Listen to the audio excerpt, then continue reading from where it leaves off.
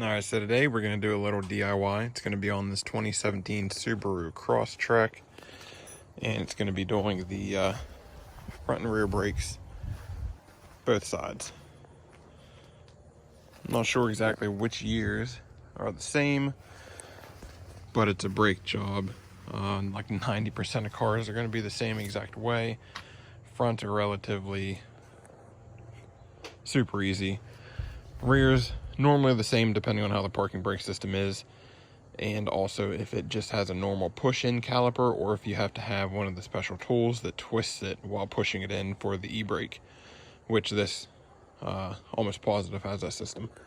So what I'm going to do first is take off the front wheel, and then once I get that off, we'll look behind it. Alright, so first off, lug bolts. They are a 19 on this car.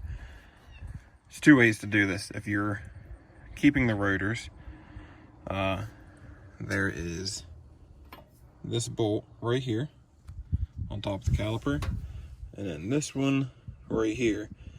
If you just loosen those two, you can slide off just this outer section of caliper, and then you can push the caliper back, replace the pads, and you're good.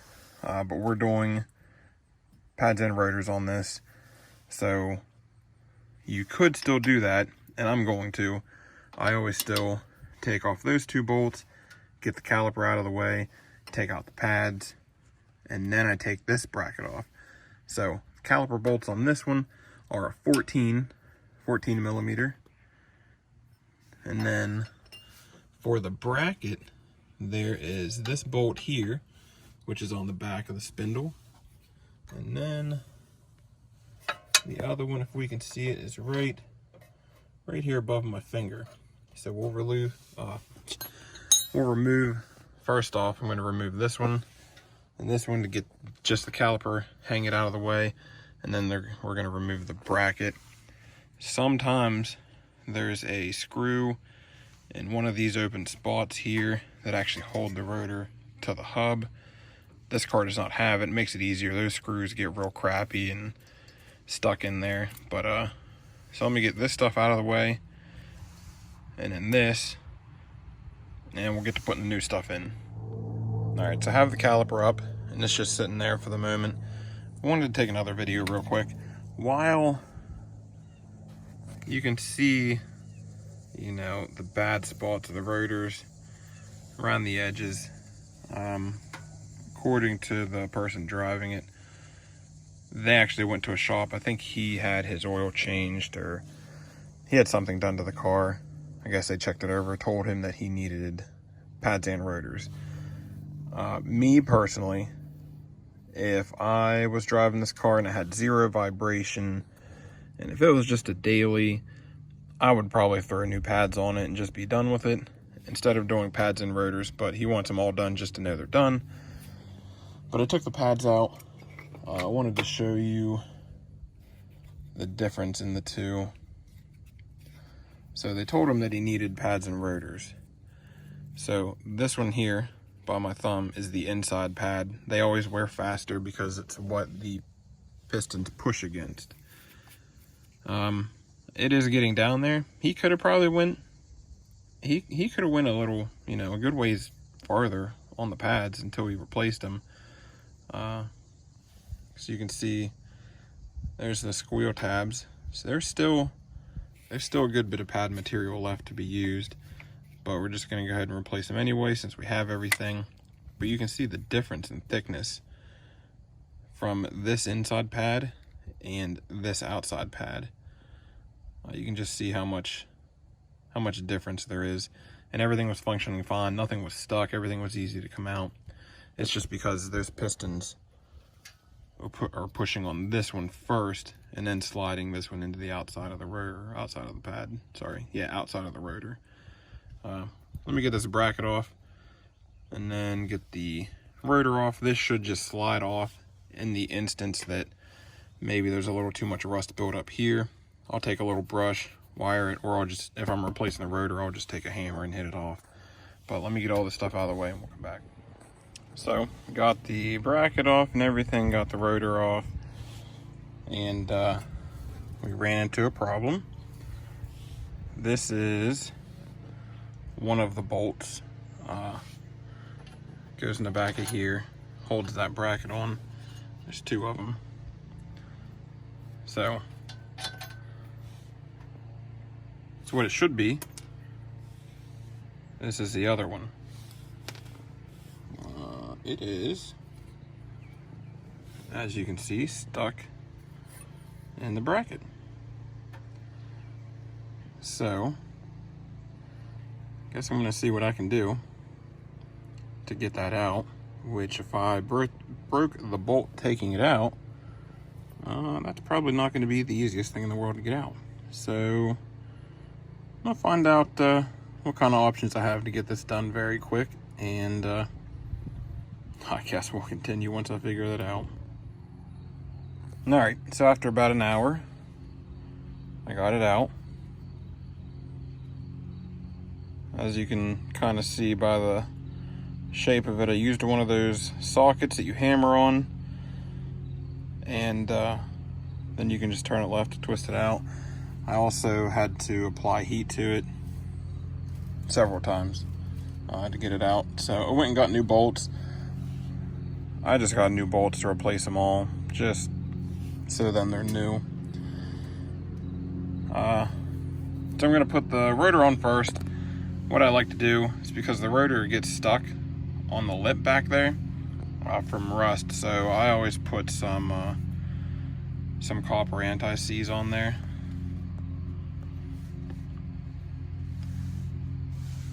And then we're going to be using some good old CarQuest Wherever Golds. And really what I like about those is they come with the hardware, so you can replace the hardware that's on there also. So let me get the hardware replaced real quick. They're pretty simple. They pop out. Maybe they pop out.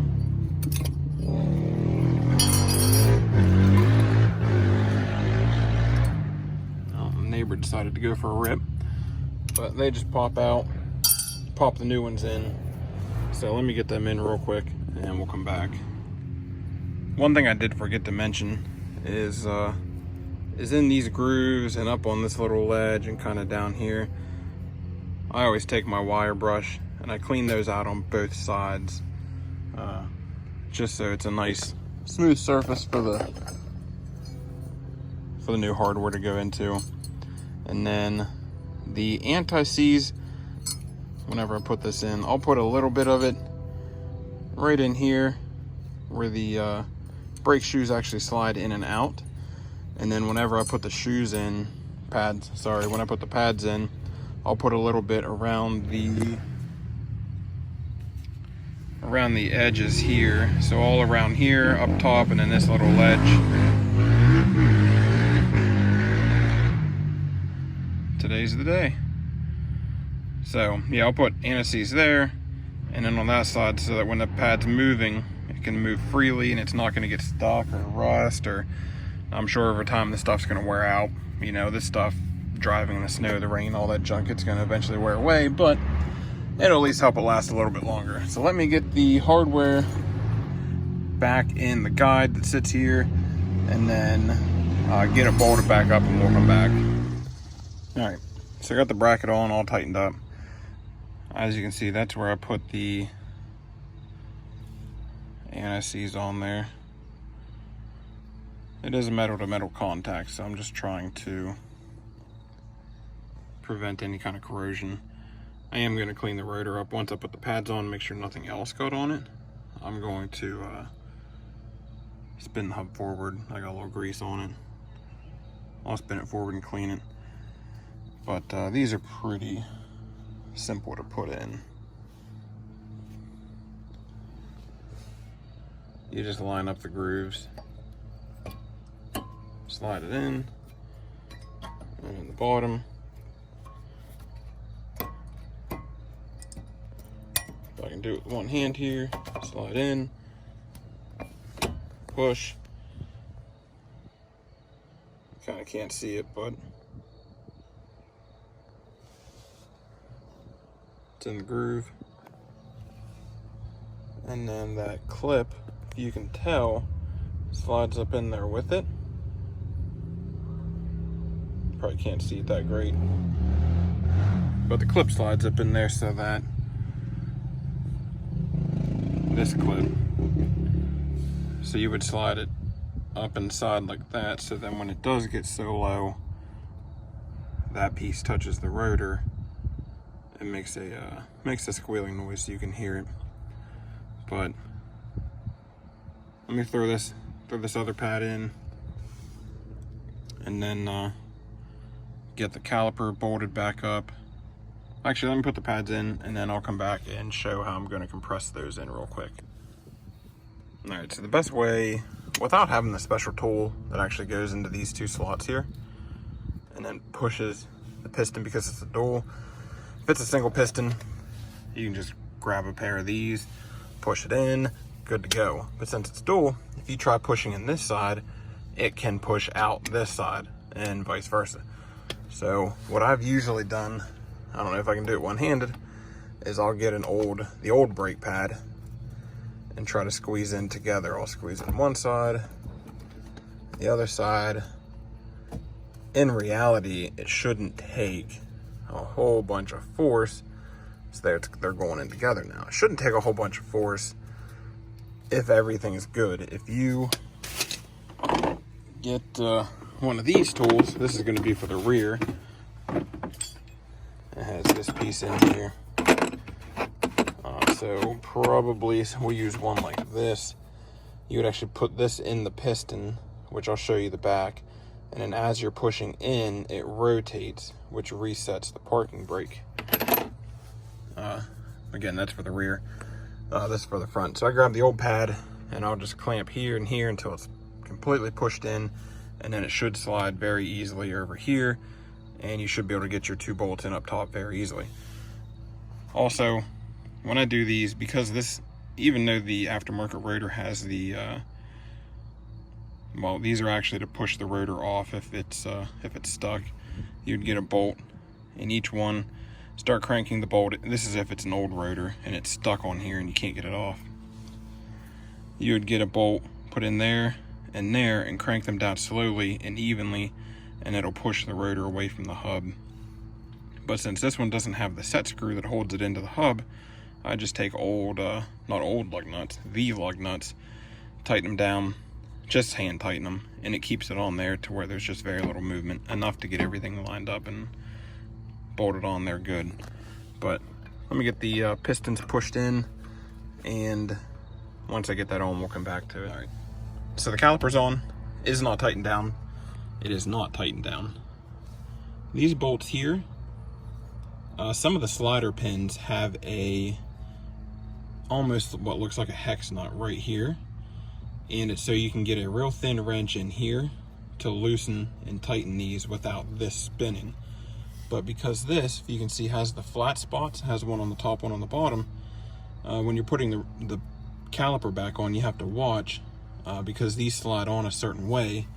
You can't see it now, but there's a flat spot on the caliper that this slides onto. If you have this turned around, it makes it impossible actually to get the caliper on. So if you have an issue, if you can't get the caliper on, just make sure these are oriented right. This one, you can just crank this down, tighten it to spec, and you're good. If you have one that has the hex nut, sometimes they don't have these flat spots, so you actually have to take a thin wrench and hold it while you're tightening this down. But since this doesn't have the hex, we're good to just tighten them down to spec. Just thought I'd share that little bit of insight there. Let me get this and tighten down. I'm going to throw the wheel back on, and we'll move on to the rear. All right, so now we're going to do the rear. You can already tell these rotors are a lot worse. So these ones I definitely would not, as they say, pad slap them. I wouldn't just throw pads on them and send it out. But this one's definitely a rotor replacement.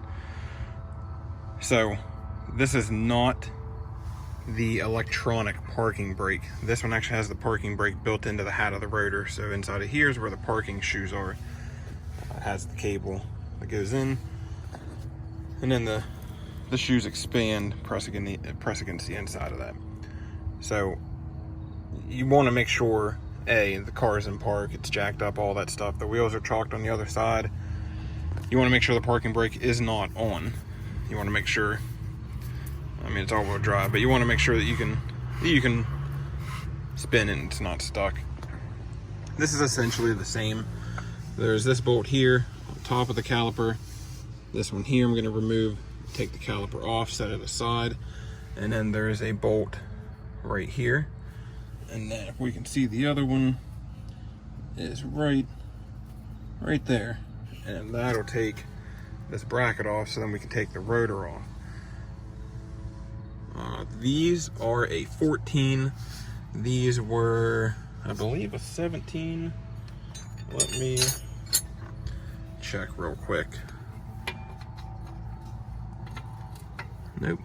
So the front, this bolt's a 17. This one's a 14. The rear, this one's a 14.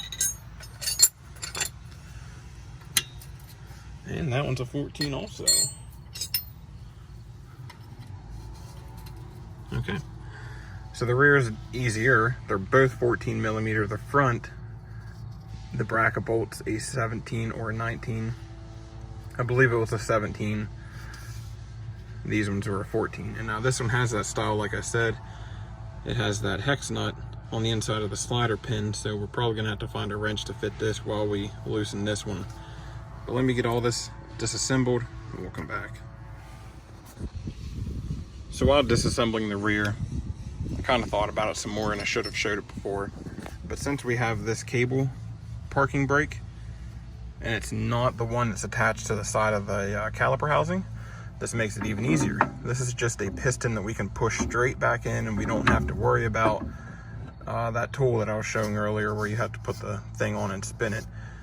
If this was that kind, you would have your cable running to the side of here, and it has a ratcheting gear. When you pull the parking brake, it pulls it this way and pushes that piston in, which is what sets your parking brake. But since we don't have it, that's nice. Since we don't have it, we don't have to worry about it. So with this one, we can just grab our big pliers and push that back in. So that's nice. Let me finish it up and we'll go from there. All right, so here's the bracket, caliper, everything off. They came off nice, no broken bolts, thankfully, this time. Now, since this does have the style with the cable behind it, there is the chance that rust has built up inside of this, and when you go to try to take it off, it's just not going to come off. So mine, I hit it with a hammer 2-3 times and I saw that it was loose, and now I can wiggle it and you can tell it's coming off. In the event yours does not come off, there's this little screw down here. I'm sorry, not a screw, it's just a rubber plug. Turn the axle so that this plug is facing down. Some of them I've seen have it straight up, but this one's going to be down. Pull this plug out, and then you can see it. There's an adjuster with a toothed wheel right here behind this. It's hard to see with a spring, but right there, you're going to take a flathead and fish it in here, and you're going to spin this thing either down or up. It's going to take these springs, move them inward, so it's easier to get the rotor off. And these shoes still look pretty good, so they'll stay. So the rotor's off, everything's off. We're going to take the pins out, these slider pins out, grease them, take off this old hardware, replace it with new, bolt it back up, and then I'll obviously throw the rotor on first, bolt this back up to where it is, and then throw the caliper on, and that's all there is to the rear. Again, since this is the caliper that we can just push the piston back in, makes it a lot easier. So let me get it all back together and we'll show you when it's done. All right, so it's all back together. New rotors, pads. One thing I did want to mention is that when I put the wheel back on, I'll take a hand ratchet and I'll tighten it to where it's just barely snug, and then I'll do a quarter turn because I myself was always taught to torque the wheels with the weight of the car on the ground, which of course it's on jack stands. So I'm going to go ahead and do all 4 wheels, wait till the car's back on the ground, and then final torque them. Really, aside from that, tried to point out any differences or anything that might change depending on the job you're doing. Of course, this is just a Subaru. It's just for this one model with this feature, for the rear at least.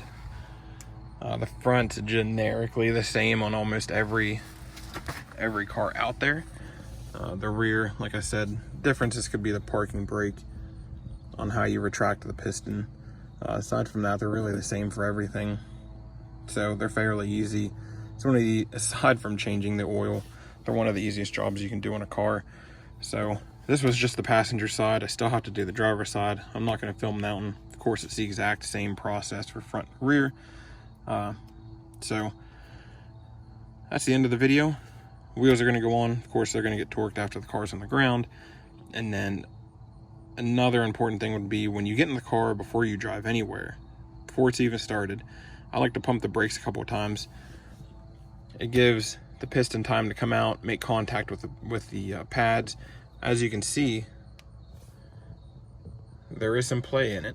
Everything is tightened down, and that's normal. It's because it's on those slider pins, and that's what you want to do. If you were to just take off and drive, and if you had somebody in front of you and you hit the brakes, it's not going to react as fast as you want it to, because it has to take up that space first. So that's what I always do before I ever start the car. Pump the brake a couple times. It's going to get hard because the engine's not running, so you're going to get a pretty stiff brake pedal. But just pump the brakes a couple times, start the car just with it in there and park, press the brake once or twice, make sure everything feels solid, and then you're good to go. But I'm going to put the wheel on this side, flip the car around, do the other side, and then that's the end of it. This was, again, 2017 Crosstrek. Manual parking brake, not electric. Any questions, comments, concerns, let me know. And also make sure you like, share, and subscribe the videos for more DIYs. If there's anything else on any other car that you've seen in the channel that you want to DIY on, just let us know. We'll try to make that happen for you.